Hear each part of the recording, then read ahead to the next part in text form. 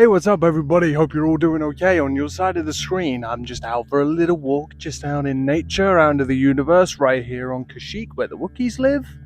So while I was out here, I got to thinking a little bit about spirit communication as what else. So anyway, I got to thinking about, a question which I sometimes get on my channel in the comment section, which I get asked somewhat frequently, is why don't we get spirit communication all the time? Why don't spirits talk whenever, we do a spirit box session or what have you? And I personally think there's a few good reasons for it. Some of them are very simple, some of them which take a little bit of thought. But I just thought I'd just talk about this just while I'm out on a walk, just out here on Kashyyyk. Hope I don't get attacked by a Wookiee. So I've been doing spirit communication for about the last 5 years, give or take. And it's been pretty cool. I've done many spirit box sessions, too many to count. Gone to a few different places, and even a few places just out here in this woods where I'm at. So there is many on YouTube who will say that you need some sort of connection, or that you need, to do this with like peace and love and light in your heart and all that kind of stuff. But the only thing is, even that doesn't guarantee you communication at all. Like, no communication is guaranteed. Even I said this with the equipment you use. A lot of people buy equipment, not always, but they buy equipment based on like the price, and they see like these prices for hundreds, maybe even thousands, and they assume because of the price that it must be good. But except, it doesn't guarantee you that you're going to get communication every single time, because it doesn't matter how good the equipment is, how expensive it is, what have you. Spirits, entities, whatever you call them, they only talk when they want to talk. You don't have any control over this. None of us do. It is very much you get what you get when you get it. Also, check this out. It's Devil's Pit. Some of you might remember this from years ago when I came here and did some spirit box sessions down there. A little bit creepy, but it's all fenced off now, so I can't actually take you down there again to show you what's down there, but I will link you to a few videos just in case you want to check that out. And again, there's many people, such as Half Paranormal, who will put out all these different spirit boxes that he's made, and when he would sell them and would say, you need this, it will enhance your communication and so on. No, it doesn't. Communication's not guaranteed, no matter what you do. Spirits will talk when you want to talk. You could do so many sessions in a week and not get anything, or there maybe just be that 1 or 2 responses, something like that. That happens. It's quite a rare thing.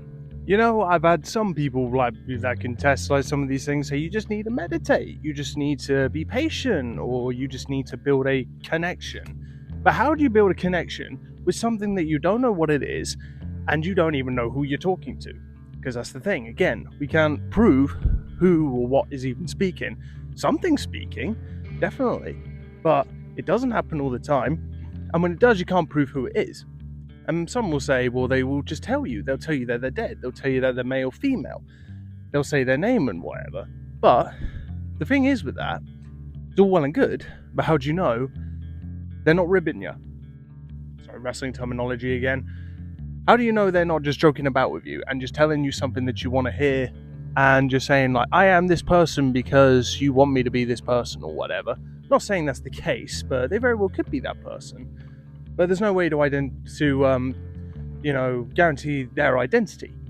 But then again, with spirit communication, it's always good to record your sessions, always. I know for certain that if we didn't record our communication sessions, we'd miss all kinds of things. You may go through a whole session, and I have done many times, that you go through a whole session, think you got absolutely nothing, then when you look back on it, you find there's lots of things that are being said, or communication, answer to your questions, or what have you. These things do happen. And even more to that point, I often do apologize to, when I'm trying to communicate with something else that's maybe not of this world or of this universe or what have you. I often apologize to them, and I always say, I'm sorry if I don't hear you the first time. It's just because I didn't hear you. Please don't be offended. Because, sometimes, and especially when using radios, it can, it's hard to hear some things. And that just happens. That's just the nature of the beast. It's the way it is. And not every response is going to be clear either.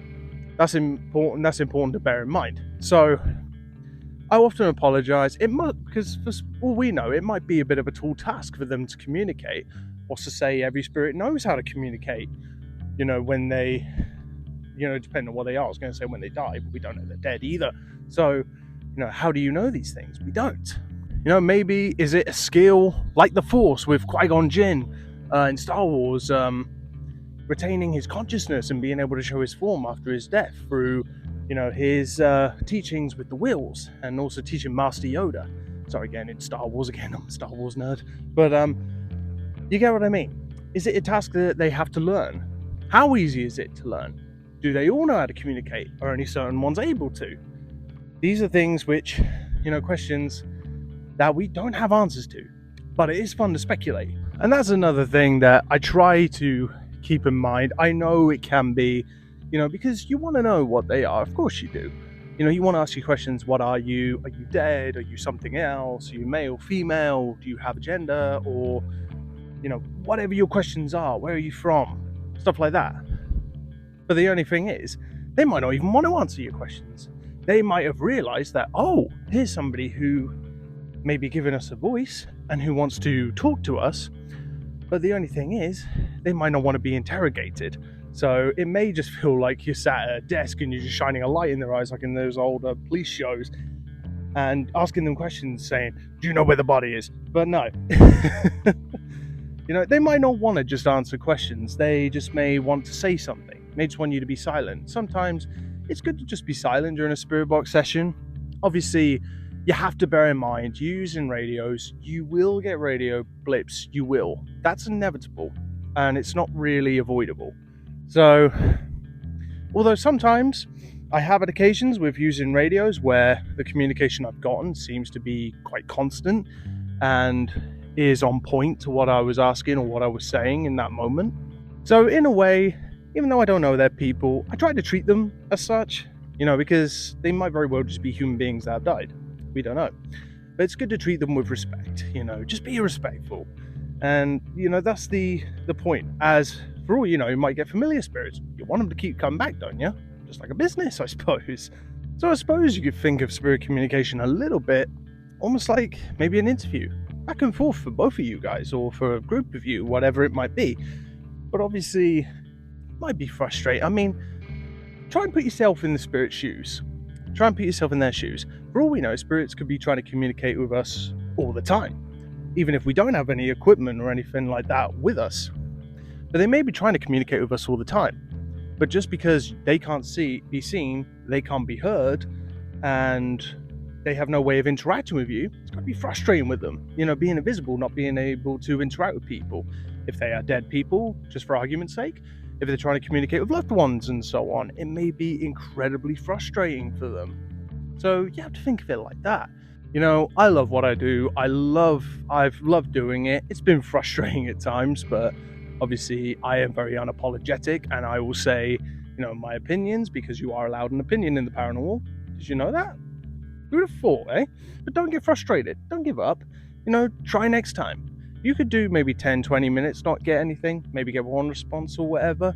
But then again, for all we know, it's not all just like radio blips. Could be very well be communication. But the only thing is that we don't know. We may assume something's a radio blip when it might actually not be. It's a little bit like a puzzle piece. It's a bit hard to put together, and especially when you don't know who or what you're communicating with.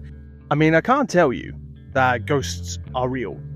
I can't tell you spirits are real, whatever, or demons, devils, what have you, because there's no proof that any of those things are real. But what I can tell you is that something's communicating, is intelligent. Otherwise, I would not keep on doing this. Many people wouldn't keep on doing this. Something's out there. Something is communicating and answering us and interacting with us in some way. But how or why or who, we don't know. But all we can do is just speculate at this point in the spirit communication world and just throw out ideas, because that's the exciting bit. Because in a way, if we knew all the answers, then it wouldn't be paranormal, would it? It'd just be normal. Relating to the theory, if they could be indeed dead people, if it may be the case of what happens to our energy going from like Einstein's theory. If you want to check out that video on my theory on what could happen when we die, I should say, then please do go check that out. It'll be in the description, but also that's the thumbnail if you want to check that out. And let me know what you think. I want to hear you guys' thoughts on this theory that I have. Also, that's another thing I forgot to mention, is that, spirit communication, when it comes to spirits, they may not want to talk to you all the time. You may be reaching out into the ether, into space or whatever, into the universe, what have you, whatever spirits are, wherever spirits dwell or exist. And, they may just not want to talk. You may turn on spirit communications like, please, come to me, come speak to me, tell me your name, what is your name, whatever. And they may just be like, piss off, I don't want to talk, mate. These are things which you got to contend with. And these are, things which you got to think about. People might just not want to talk. They might not come whenever they're called. So that's just something you got to deal with. Anyway, people, I'm just going to carry on with this little walk because it's such a beautiful day. I thank you all for watching or listening, whatever. And I will see you guys very soon in the next video, and I will keep you updated when I'm going to have my clothing up, and I cannot wait to put it out there for you guys. I am so excited. Anyway, I'm going to go find Chewbacca and Han Solo, jump in the Millennium Falcon, and going to go smoke some death sticks. And then I'm going to go home and rethink my life. So anyway, thanks very much, guys. I'll see you soon. Take care, everybody. Bye-bye.